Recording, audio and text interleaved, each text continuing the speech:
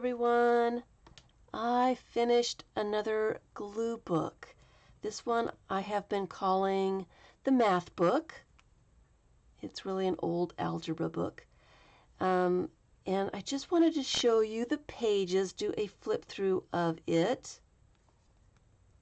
There is a playlist for just this book. It is called the White Space Random Glue Book playlist. It's just this book. If you want to see how it started and some process videos on working on it, just go on over and take a look at the playlist. It is an old high school algebra book from the 70s, and I did take pages out of it, and it is still pretty fat. Alright, so let me put this here so that there's no glare on it, and let me just flip through all the pages so you can see. Alright,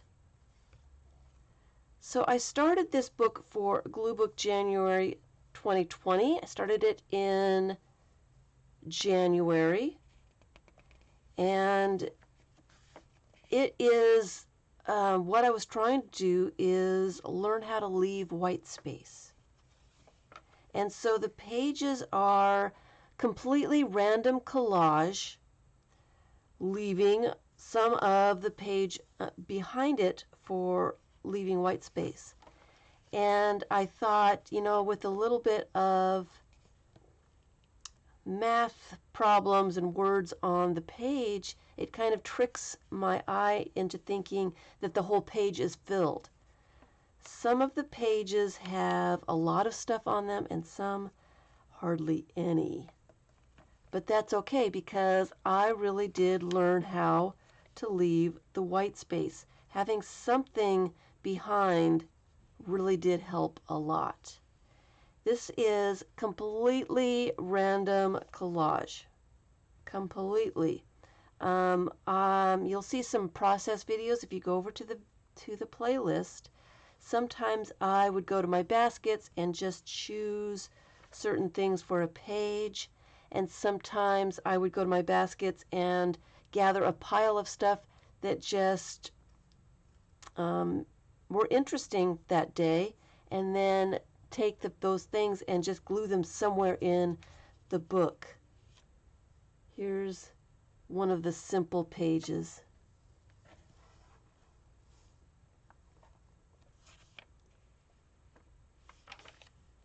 A lot of simple pages. And this may not be completely finished. I may go back to it later and decide it needs a little bit more stuff, but it's finished for now. It's good enough. I did have some problems. This is one of the first pages that I started doing. I had some problems leaving some of the white space.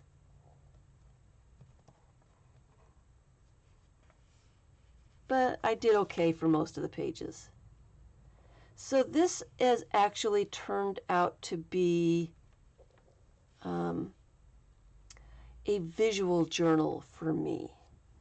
And what that means to me, if you Google visual journal, you'll get a bunch of different definitions for that. For me, it is journaling without words. No writing, no words. It's journaling with images, pieces of paper that just happen to catch your eye at that moment. And I may not have known why some of this stuff caught my eye, and I'm not really worried about it. So this was started in January before craziness hit the world, and I did work on this throughout the year.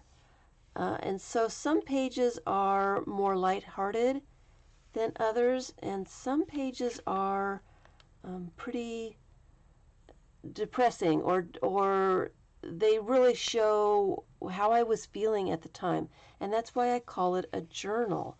This is more of I I don't really want to call it my 2020 diary, but really it kind of is exactly that. I worked on it quite a bit during the year, and I struggled with bad feelings, I suppose is how I should put it. And I struggle with depression anyway, so this was at one point I was really struggling with trying to do anything, and this image just kept coming to my eyes. I just, no matter what I did with it, put it underneath stuff, it just kept coming up and coming up, and so I decided it just keeps coming up, I'm just going to use it. Must be just the way I feel at the moment, and this went on for quite a few weeks.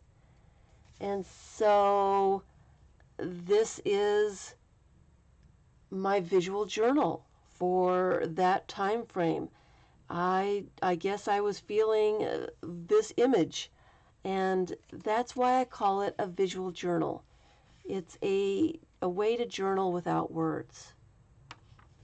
Some of the other pages aren't quite as dark and dreary and sad.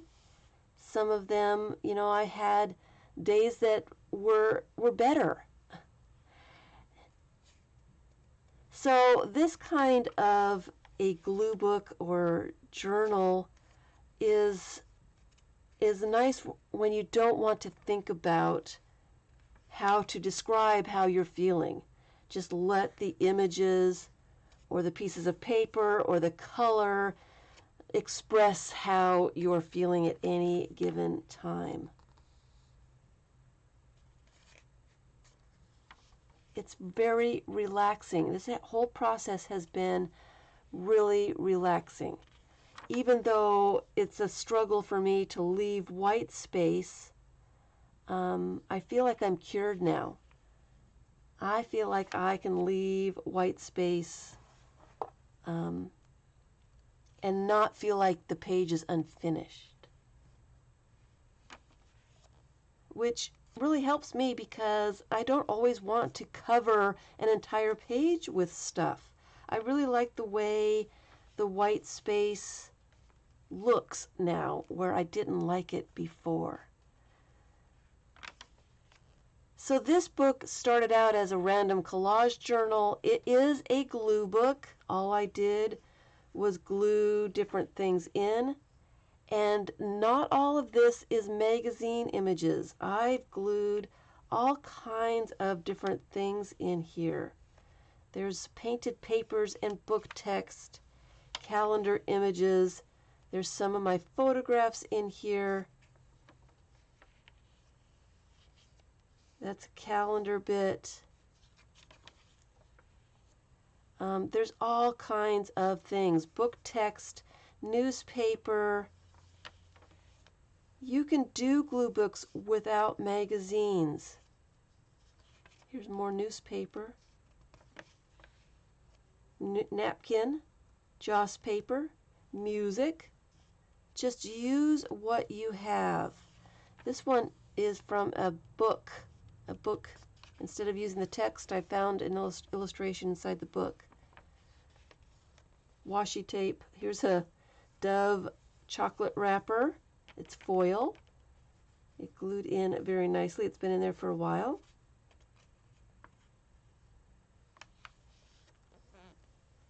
So it's completely random. The pages don't always make sense. A lot of times I would just grab a bunch of images that seemed interesting to me at the time and just make a whole page and figure out what to do with those images, just put them together somehow. So a lot of the pages are completely nonsense. They don't make any sense at all. They're not in a color scheme. Sometimes I would just grab a whole bunch of stuff and just flip through the pages and glue in one thing here and one thing there. It didn't really matter. It's been very relaxing. And I really like the way it's turned out. I like how a visual journal for me I may feel one way while I'm creating the page.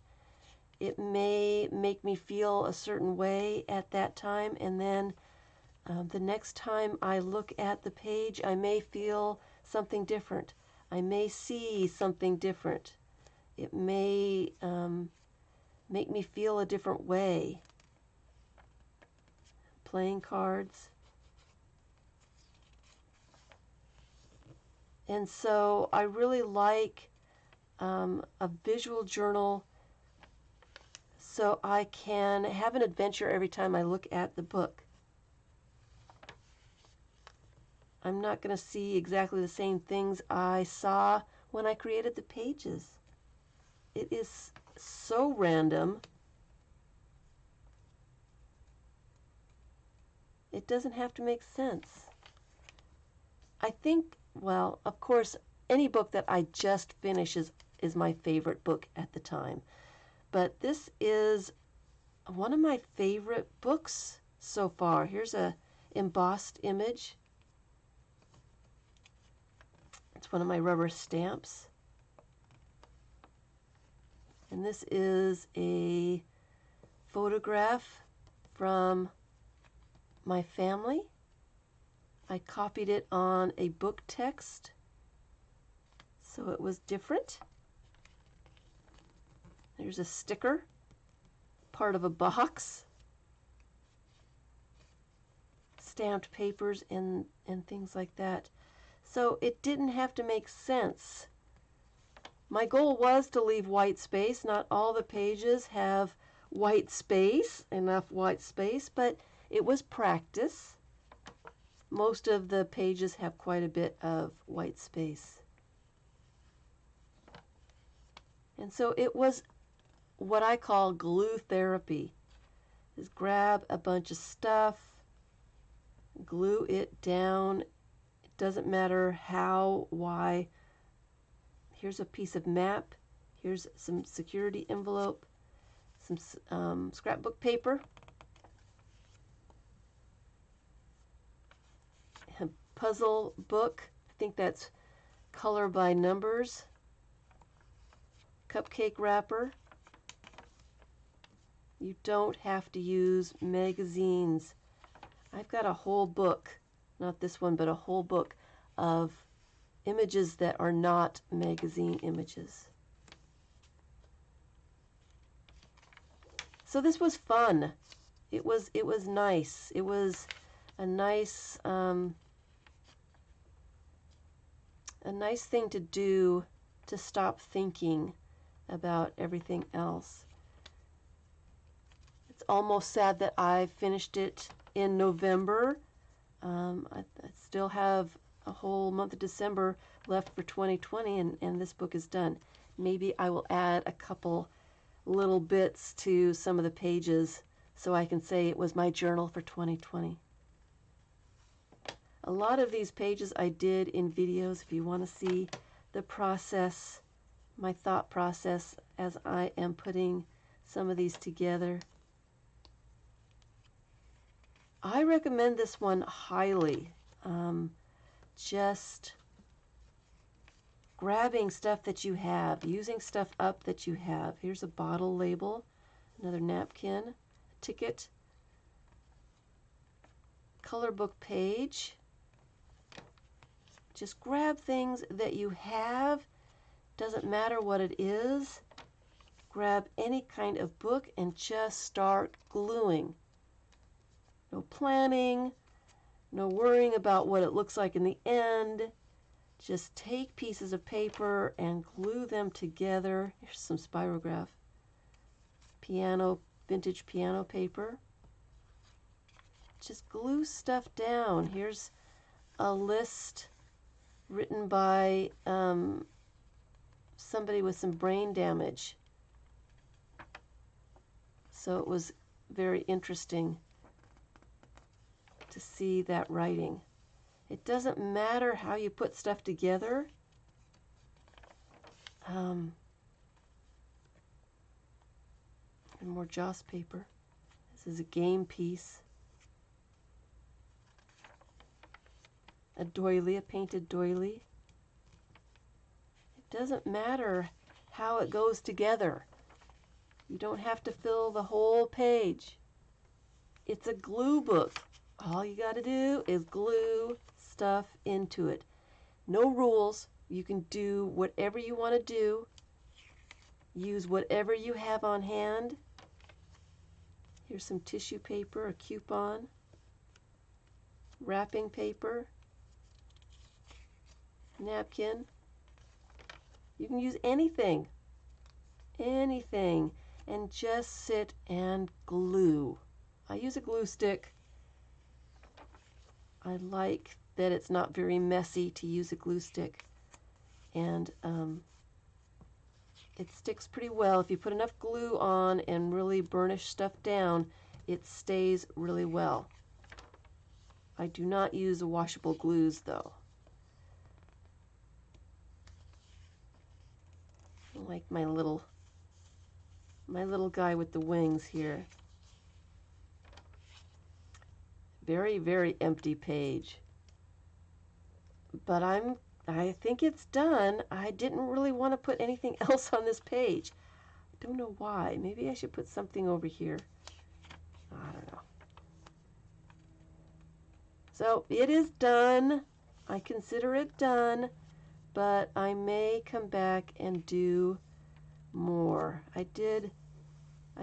I gathered the things for this page in a video and glued it down later, and it looks exactly like it did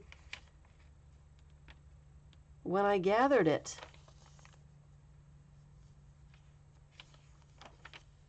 And it was nice to use this old book that was headed for the trash.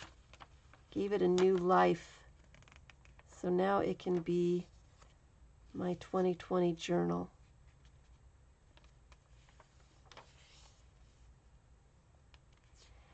And I can look at this and not be too sad. These are stickers.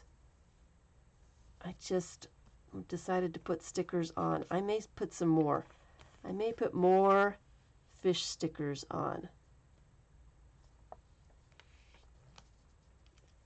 Anyway, I just wanted to show you all the pages because there's lots of them. I think there's 119 double page spreads. I took out quite a few pages of the book so I could fit in all the things I wanted to glue into it without it being too fluffy. Here's some wallpaper. Another game piece. That's from a memory game. You have the little tiles that you play. And so I tore the cardboard off of those and used those.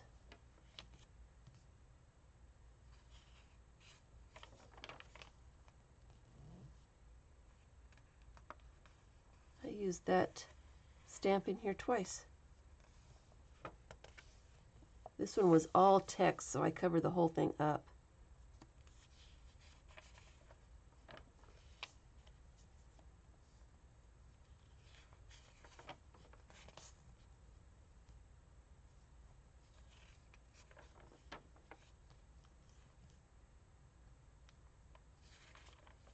I left lots of white space on some of these pages.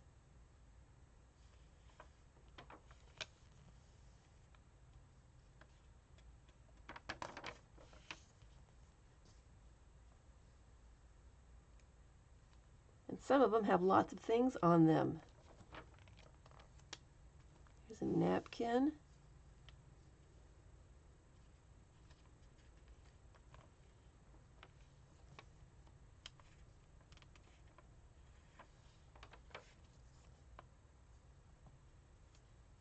So I hope you're enjoying the book. I do recommend anyone to do this. It is just really relaxing just to grab random stuff and just glue. Very relaxing.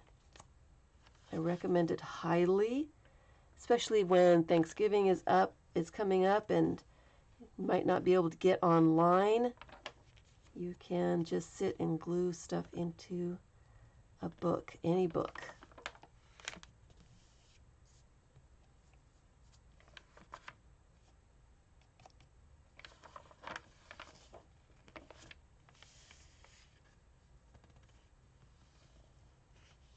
And that is the last page. I do like seeing all the scribbles and the writing on the pages.